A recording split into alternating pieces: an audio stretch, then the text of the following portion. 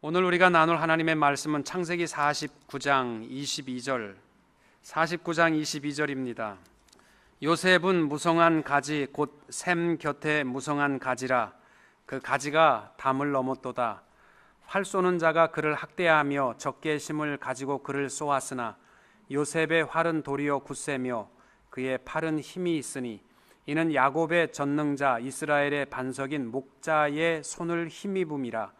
내 아버지의 하나님으로 말미암나니 그가 너를 도우실 것이요 전능자로 말미암나니 그가 내게 복을 주실 것이라. 위로 하늘의 복과 아래로 깊은 샘의 복과 젖먹이는 복과 태의 복이리로다. 내 아버지의 축복이 내 선조의 축복보다 나아서 영원한 산이 한없음 같이 이 축복이 요셉의 머리로 돌아오며 그 형제 중 뛰어난 자의 정수리로 돌아오리로다. 아멘. 지난 시간에 우리가 나눈 창세기 48장에서 요셉의 두 아들 에브라임과 므낫세의 머리에 손을 얹고 축복하는 말씀을 나누었고, 오늘 나눌 말씀은 창세기 49장인데 야곱이 죽기 바로 전에 12아들을 향하여 유언과 같은 축복을 하게 되고 축복 기도를 마치게 되자 49장 33절에 174세의 나이로 숨을 거두게 되는 말씀입니다. 지난 시간에는 영적 축복의 원리에 초점을 맞추어서 말씀을 나누었습니다. 야곱의 12아들 가운데서 아버지가 위독하다라는 이야기를 듣고 돌아가시기 전에 내 자녀들을 축복해야 되겠다. 그래서 아들들을 데리고 야곱 앞에 데리고 나온 아들은 요셉 하나였습니다. 그래서 영적 축복의 첫 번째 원리가 뭐였냐면 사모하는 자에게 먼저 베푸십니다. 영적인 것을 사모하며 예배드릴 때에 하나님께서 우리와 함께 하시고 우리에게 풍성한 축복을 베풀어 주시는 줄로 믿습니다. 그리고 오른손으로 자기의 장자 므낫세를 축복해주고 왼손으로 차자인 에브라임을 축복하기를 원했는데 야곱이 손을 엇바꾸어서 축복하는 겁니다. 요셉이 마음이 아파서 아버지 그리하시면 안 됩니다. 앞에 있는 아들에게 오른손을 베푸소서. 그러니까 야곱이 나도 안다. 내가 안 봐서 실수로 이렇게 하는 거 아니고 내가 무슨 에브라임을 편애해서 이렇게 하는 것도 아니다. 영적인 축복은 내 마음대로 하는 것이 아니라 하나님의 섭리와 뜻하신 대로 베푸는 게 맞다. 그래서 영적인 축복은요, 하나님의 섭리와 뜻대로 베풀어 주시는 것이 영적인 축복이다라는 것이고, 야곱이 축복을 베풀고 요셉을 향하여 선포하는 말이 있습니다. 나는 비록 죽지만 축복을 베푼 사람은 이 땅 위에 없어지지만 베풀어진 축복은 영원토록 이루어진다라는 사실을 선포하고 있습니다. 여러분, 영적인 축복, 우리 축복한 사람은 연약하여 죽어도요, 그 축복은 영원토록 자녀에게 베풀어 주시는 줄로 믿습니다. 아무리 제가 이렇게 설교를 해도요, 자녀를 향해서 축복 안 하겠다 그러면 할 수 없는 겁니다. 나는 없어져도 오늘 말씀에 야곱이 죽을 때가 다 되어서 12자녀를 향하여서 간절히 축복하는 이유가 뭐냐면 나는 없어져도 너희를 향한 축복은 영원히 이루어지기 때문임을 분명히 믿었기 때문입니다. 오늘 창세기 49장 말씀, 특별히 49장 1절은요 모든 신학자들이 어려워하는 구절입니다. 그 내용은 이렇습니다. 야곱이 그 아들들을 불러 이르되 너희는 모이라. 너희가 후일에 당할 일을 내가 너희에게 이르리라. 후일에 당할 일, 이건 미래거든요. 내가 너희에게 말할 것이다. 예언입니다. 후일에 당할 일을 내가 예언하여 기도하마. 그래서 앞으로 이루어질 일에 대해서 예언 기도하고 있는 것이 야곱인데, 그러면 오늘날 우리들도 내일에 이루어질 것을 예언하여 기도하는 것이 괜찮냐? 이게 신학적으로 어려운 문제라는 것입니다. 물론 예수 믿는 사람들이 점치러 가거나 사주나 팔자 보러 다니는 사람들이 우리 교인들 중에는 없겠지만 간혹 있다고 얘기는 제가 듣습니다. 문제는 예수의 이름으로 예언 기도하는 사람을 찾아가서 내 아들이 장가 가도 될까요 말까요? 이번에 이 사업을 해도 될까요 말까요? 이렇게 예언하는 사람을 찾아가서 받는 것이 옳으냐? 이게 옳지 않느냐? 이게 문제가 되는 거예요. 49장 1절이요. 저는 예언 기도를 톡톡히 혜택을 본 사람입니다. 제 집사람이 처녀 때 저를 선보러 나올 때에 예언 기도하는 사람을 찾아갔습니다. 그리고 이번에 제가 선보러 나가는데 갈까요 말까요 했더니 그 사람 확실하다, 그 사람 최고다, 그 사람하고 해라.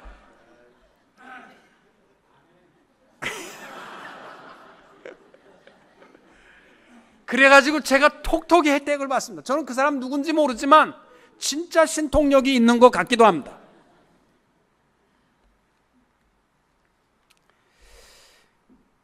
맞췄으니까 그런 예언을 해도 되겠느냐? 이 창세기 49장 1절을 이해하시려면요, 49장 28절을 먼저 하셔야 됩니다. 축복 기도를 마치고 하는 말입니다. 이들은 이스라엘의 12지파라. 이와 같이 그들의 아버지가 그들에게 말하고 그들에게 축복하였으니 곧 그들 각 사람의 분량대로 축복하였더라. 요 말이 중요한 겁니다. 야곱이 예언하여 축복한 것은 맞습니다. 근데 어떻게 해요? 각 사람의 분량대로. 이 말의 뜻이 뭐냐면 그들이 살아온 모양대로 그들을 축복했다는 겁니다.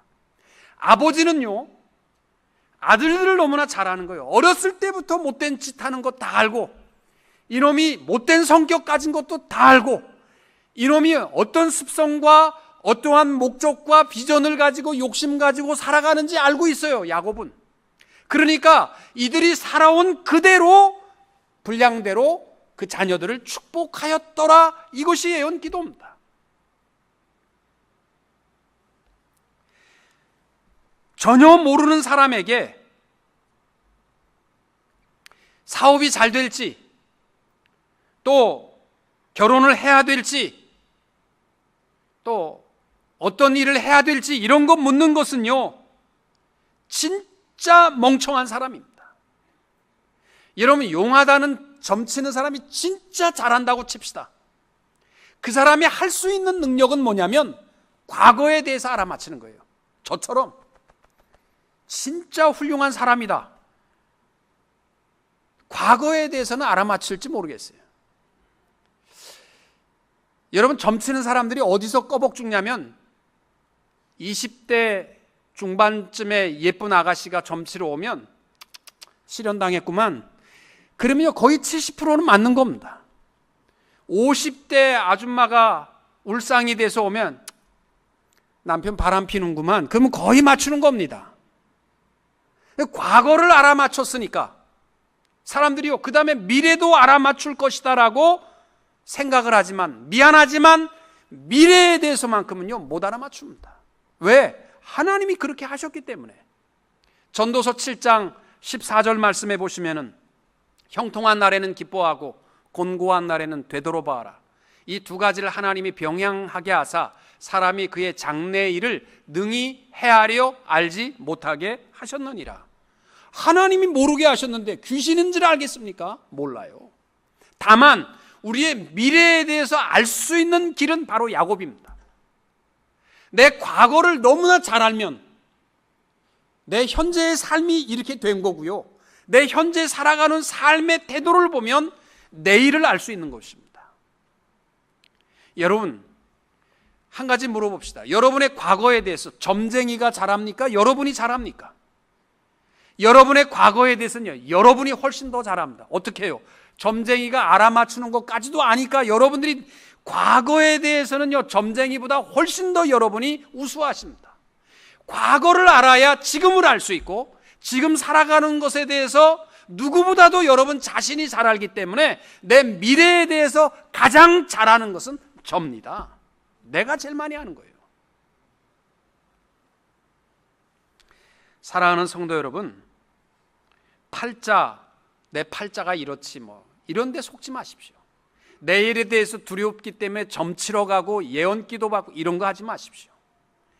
우리의 내일은 분량대로 우리의 축복이 주어지는 줄로 믿으시기 바랍니다. 제가 여러분에게 예언할 수 있는 것은 바로 이겁니다. 오늘날 형편없이 살아가고, 오늘날 게으르고 나태하고 죄짓고 형편없이 살아가면 내일은 여러분과 여러분 자녀는 뻔한 겁니다. 그러나 오늘날 여러분이 최선을 다하고, 오늘날 여러분들이 힘을 다해서 주어진 일을 잘 감당하면 내일은 하나님께서 풍성한 축복의 길로 인도하여 주실 줄로 믿습니다. 그래서 오늘 말씀에 1절에 혼동하지 마시고, 야곱이 자녀를 향한 그 유다의 축복, 또 요셉의 축복을 다 누릴 수 있는 성도님들이 되시기를 주님의 이름으로 축원합니다. 제일 먼저 나누고자 하는 것은 축복을 저주로 바꿀 수 있는가, 저주를 축복으로 바꿀 수 있는가라는 것입니다. 먼저 야곱이 축복을 시작하면서 장자인 르우벤을 제일 먼저 축복합니다. 3절과 4절에 보시면, 르우벤아, 너는 내 장자요, 내 능력이요, 내 기력의 시작이라. 위풍이 월등하고 권능이 탁월하다마는 물의 끓음 같았은즉 너는 탁월하지 못하리니 내가 아버지의 침상에 올라 더럽혔음이로다. 그가 내 침상에 올랐었도다. 르우벤을 바라보며 축복을 하는 야곱의 기도는요, 저주에 가깝습니다. 야곱의 축복을 보면은 제일 먼저 너는 내 장자다, 내 능력이다, 내 기력의 시작이다. 너를 낳았을 때 아버지로서 너무너무 기뻤다. 이렇게 잘생기고 멋있는 아들이 태어난 것이 너무 좋았다. 아비의 기대와 가문의 희망이 될 만큼 너는 정말 똑똑했다. 탁월한 권능도 있고 능력도 있고 지혜도 갖추었다. 여기까지는 르우벤이 가지고 태어난 축복의 모습입니다. 장자의 축복을 가지고 태어났습니다. 그러나 르우벤, 네가 축복을 저주로 만들어 버렸다는 거예요. 왜? 물의 끓음 같았은즉, 축복을 저주로 발로 차버린 이유가 뭐냐? 물의 끓음 같았기 때문이라는 겁니다. 이게 무슨 뜻이냐면, 르우벤의 급한 성격, 막 흥분해서 감당하는 그것 때문에 네가 축복을 저주로 만들어 버렸다는 겁니다. 이에 물의 끓음이라는 것은요, 비등점이라고 그러죠. 여러분 성격은 차분하고 온전하신 스타일이십니까? 아니면 과격하고 흥분하시는 스타일이십니까? 스타일은 없어요. 아무리 착하고 순전하고 저처럼 온유하고 겸손하게 보여도 비등점이 있어요. 어느 순간이 딱 도달하게 되면 폭발하게 돼 있어요. 누구든지 똑같습니다. 아무리 착하게 생긴 사람. 제가요, 우리 교회 교인 가운데 한 분이 지금은 돌아가셨는데 진짜 욕 한마디 안 하시는 분, 모든 사람을 칭찬하시는 분이에요. 교회에 굳은 일 다 하고 항상 말을 하면 예, 그렇게 하겠습니다 하시는 분인데, 제가 그 집에 신방을 갔다가 차를 세워놓고 신방하고 나왔는데 토잉을 하는 거예요. 그 잘못 세웠다고 그래서 앞사람이 신고해가지고 토잉을 하는 겁니다. 이 사람이 나와서 목사님이신데 지금 신방 가야 되니까 하면 안 된다. 우리 잠깐 하고 나왔으니까 깜깜해서 안 보여서 그랬는데 어떻게 하느냐. 그래도 토잉 줄을 막 걸고 있으니까 이 착한 분이요, 욕이 나오는데 나는 미국에 욕이 그렇게 많은지 처음 알았어. 하여튼 그냥 욕을 퍼붓는데요.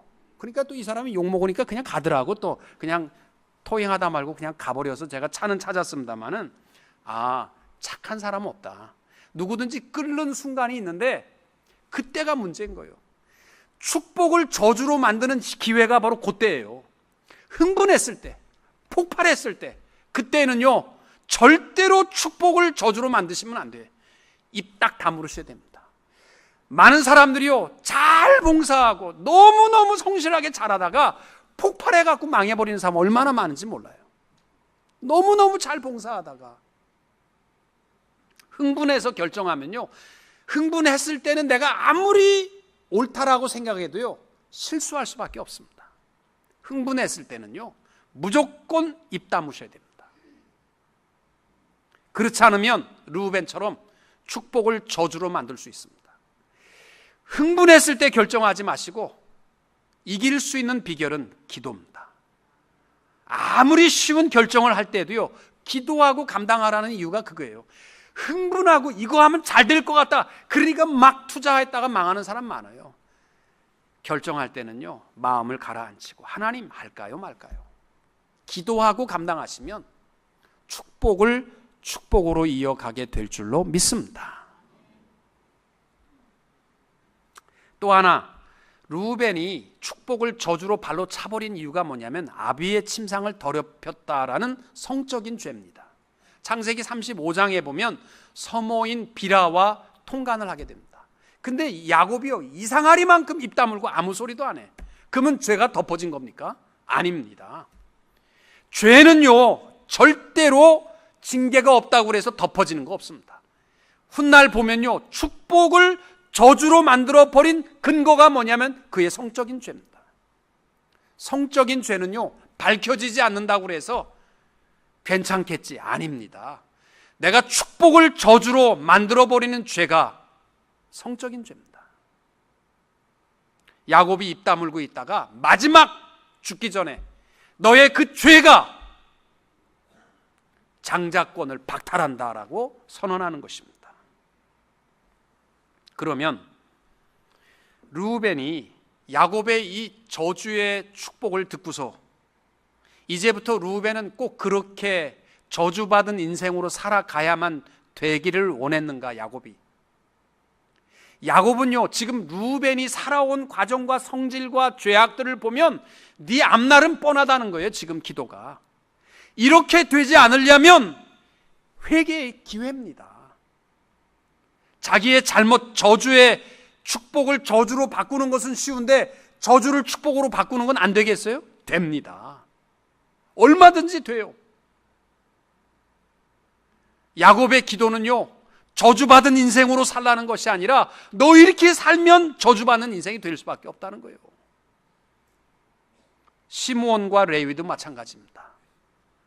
그들을 향한 기도를 보면 그들의 칼은 폭력의 도구로다. 그 노여움이 혹독하니 저주를 받을 것이요, 분기가 맹렬하니 저주를 받을 것이다. 시므온과 레위는 세겜성에 가서 남자의 목을 다 딴 사람들이에요. 그 폭력적인 성격 그대로 살아가면 너 저주받아. 그렇게 살면 안 돼. 저주받은 인생이 될 수밖에 없어. 아버지가 저주했으니까 나는 이제 저주받은 인생으로 살아야 되겠다, 그 뜻이 아니잖아요. 지금 축복을 저주로 바꾸는 것도 잠깐인데 저주를 축복으로 바꾸는 거 가능합니다. 에스겔서 33장 13절에 보면 이렇게 되어 있습니다. 가령 내가 의인에게 말하기를 너는 살리라 하였다 하자. 그가 그 공의를 스스로 믿고 죄악을 행하면 그 모든 의로운 행위가 하나도 기억되지 아니하리니 그가 그 지은 죄악으로 말미암아 곧 그 안에서 죽으리라. 가령 내가 악인에게 말하기를 너는 죽으리라 하였다 하자. 그가 돌이켜 자기의 죄에서 떠나서 정의와 공의로 행하여 저당물을 도로 주며 강탈한 물건을 돌려보내고 생명의 율례를 지켜 행하여 죄악을 범하지 아니하면 그가 반드시 살고 죽지 아니할지라. 여러분, 축복을 저주로 바꾸는 것도 가능하고요, 저주를 축복으로 바꾸는 것도 가능합니다. 저는요, 성도들도 보면요, 태어난 자기의 저주를 가지고 살아가는 사람 많아요. 어떤 사람들은 나는 형편없는 아버지, 바람둥이 아버지가 어디서 나를 낳는지 모르지만 내가 이 땅 위에 이렇게 태어났습니다, 이걸 가슴에 한을 품고 살아가는 사람 많아요. 어떤 사람은 우리 어머니가 무당이었어요. 내가 아무리 예수를 믿어도 하는 일이 안 됩니다. 나는 저주 가운데 살아가고 있습니다. 이렇게 생각하고 살아가는 사람 많습니다. 아닙니다. 저주도요, 바뀝니다. 하나님 앞으로 회개할 수 있는 기회에 놓치지 마십시오. 그리고 철저히 죄악을 떠나서 십자가 붙들게 되면 하나님께서 우리의 모든 저주를 축복으로 인도해 주실 줄로 믿습니다. 오늘부터 운명이라는 거 믿지 마세요. 조상 탓하지 마세요. 나는 왜 어머니가 나 이렇게 가난하게 태어나? 아닙니다. 바꿀 수 있습니다.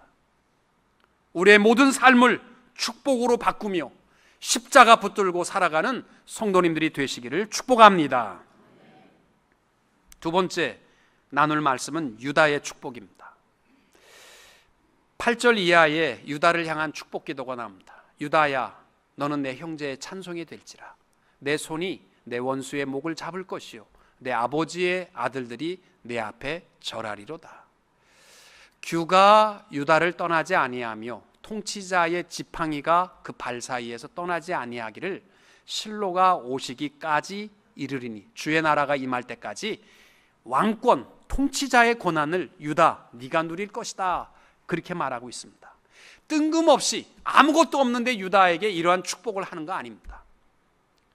야곱이 볼 때 유다는요, 형제들의 찬송이 될 만한, 형제들을 돕고 형제를 사랑하고 형제들의 존경을 받는 위치에 있는 유다를 보니까 네가 참된 리더십이 있다는 겁니다.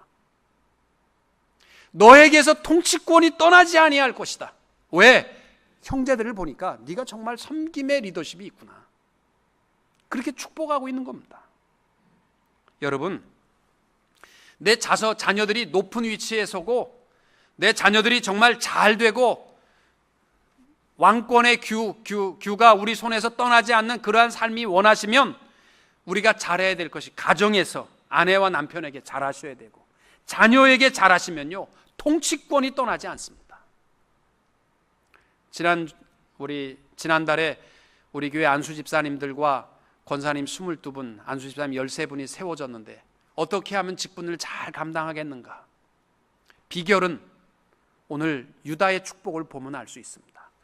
가정에서 남편과 아내에게 잘하시고 자녀에게 잘하고 형제에게 잘하면 위대한 통치권, 리더십의 권한을 하나님께서 영원토록 그 자손에게 베풀어 주시는 줄로 믿습니다. 여러분, 목사가 교회에서 존경받는 것은 지극히 당연하지 않습니까? 여러분들은 저를 모르기 때문입니다. 제가 항상 양복 입고 강단에서 이렇게 잘생긴 얼굴로 낭낭한 목소리로 이렇게 설교만 하니까 여러분이 저를 볼 때 항상 좋은 목사죠. 목사에 대해서 실망하는 사람들이 있습니다. 실망하기 가장 쉬운 사람이 부교육자들입니다. 이건요, 목사랑 함께 하다 보니까 목사가 욕하는 것도 알고 목사의 더러운 성격도 다 아니까 저 목사 못 쓰겠다. 목사에 대해서 실망하는 사람은요, 가까이 있는 교육자들입니다. 또 가까이서 당회하고 협력하고 회의하는 장로님들이에요. 교회 싸움 났다 그러면 목사하고 장로하고 싸우잖아요. 목사 장로가 못돼서가 아니라 가까이 있다 보니까 다 아니까 싸우는 겁니다. 또 목사에게 시험 받기 쉬운 사람들이 회계실입니다. 교회 재정부 맡아서 하게 되면 무슨 목사가 사치를 저렇게 쓸데없는데 돈을 많이 써, 그래가지고 회계 보게 되면 회계할 일이 많아지게 돼 있어요. 회계하면 시험 들기 쉽습니다. 무엇보다도 목사에게 가장 시험 많이 드는 사람은 아내와 자녀들입니다. 왜? 강단의 모습과 파자마 바람으로 있는 모습을 다 보거든요. 그러니까 아내와 자녀에게 존경받을 수 있다면요, 그는 훌륭한 목사입니다. 여러분, 훌륭한 장로님과 권사와 집사님이 누구냐면요, 집에 가서 오늘 확인해 보세요. 다른 데서 확인하려고 하지 마시고 누워서 여보 나 어때? 고마 자자. 그러면요 회개하셔야 됩니다. 그러면 회개하십시오. 당신 훌륭하지. 정말 내가 존경하는 남편이야. 내가 존경하는 아내야. 이러면 여러분 훌륭하신 분입니다. 유다의 축복은 바로 이거예요. 모든 형제에게 너무너무 잘하는 겁니다. 그래서 형제들이 유다를 보고 다 존경하고 사랑하게 되고, 그를 어디 가면 야 유다는 정말 괜찮은 동생이야, 이렇게 서로 칭찬하니까 유다에게서 통치자의 홀이 떠나지 아니할 것이다, 이 축복을 허락하여 주시는 겁니다. 작년 12월에 한국 교회와 한국 신학의 지대한 영향을 맺히신 분이 박윤선 박사인데, 그의 딸 박혜란 씨가 목사의 딸이라는 책을 출간했습니다. 적지 않은 충격입니다. 한국 교회가 다 존경하는 분인데 이분이 하는 말이 우리 아버지는 위선자고 우리 아버지는 존경받을 만한 것이 하나도 없는 사람이다. 정죄하고 비난하고 딸이 아버지를 비난하고 그를 출간했습니다. 저는 박 목사님을 존경하기 때문에 이 책을 읽고 싶은 마음도 없고 읽지도 않을 겁니다. 그 내용은 이렇습니다. 1954년도에 어머니가 교통사고로 돌아가셨는데 아버지가 네덜란드에서 공부하다 말고 급하게 귀국해가지고 자기 상처받은 자녀들을 돌보는 게 아니라 관청에 들어가서 운전한 그 사고낸 미군 병사 실수한 거니까 너무 그를 죄 많이 주면 안 된다고, 그를 용서해 달라고 그거 탄원하는 일부터 했다는 거예요. 아버지가 자기들은 내버려 두고 그 다음 날부터는 신학교에 가서 강의하고 설교하러 다니고 너무너무 바쁘게 다니고 자기들한테는 엄마를 잃을 슬픔을 누구에게도 하소연 못하는데 아버지는 밖으로만 돌아다니고 아버지는 권위주의적이고 아내와 자녀를 절대 돌보지도 않고 심지어는 어렸을 때 아버지가 엄마 때리는 것도 봤다라는 것을 실어놓은 거예요. 목사가요 얼마나 가정에서 존경받는 게 어렵습니까? 여러분, 위대한 지도자의 축복의 미래는 어디서부터 이루어지냐면요, 내 형제, 내 가정, 내 자녀, 내 아내에게 어떻게 하느냐, 여기서부터 시작되는 줄로 믿습니다. 사랑하는 성도 여러분, 어떤 분들은 교회에서 너무 잘하는데 형제들은 나 몰라라 원수 맺고 살아가는 것 잘못된 겁니다. 형제에게 잘하십시오. 자녀와 아내와 남편에게 존경받는 이러한 삶을 통해 유다의 축복이 바로 우리의 것이 될 수 있는 성도님들이 되시기를 축복합니다. 마지막으로 요셉의 축복입니다. 요셉의 축복은 12아들들 가운데 가장 유명한 축복입니다. 요셉은 무성한 가지 곧 샘 곁에 무성한 가지라 그 가지가 담을 넘었도다. 이 기도는 찬송으로도 우리가 좀 전에 불렀었습니다. 열대 지방에서는요 무성한 가지는 풍요로움의 상징입니다. 우리 캘리포니아에 물이 안 오니까 잔디밭에 물을 안 주니까요 지금 잔디가 다 노랗게 됐고 저희 집에도 토마토하고 고추를 심어놨는데요 평상시 같으면 우거져야 되는데 물을 안 주니까요 다 말라버렸습니다. 그런데 요셉의 축복이 뭐냐면 샘 곁에 무성한 가지랍니다. 이 말은 뭐냐면 비가 안 와도 세상이 메마르고 각박하고 계속되는 이 가뭄이 계속되어도 끝까지 솟아나는 샘 곁에 뿌리를 닫고 있기 때문에 어떠한 날씨와 환경에 관계없이 요셉의 집은 번성하리라. 이 최고의 축복 아닙니까? 환경에 관계없는 축복, 여러분의 축복이 될 수 있기를 원합니다. 또 하나는 그 가지가 담을 넘었도다. 여러분, 나무가 점점 더 커지게 되면요 담 넘어 가지가 뻗게 되어 있습니다. 여러분, 우리 집에서 좋은 사과나무가 자랐는데 옆으로 가지가 뻗어서 담을 딱 넘어서 사과가 주렁주렁 열려 있으면 그 사과가 누구 겁니까?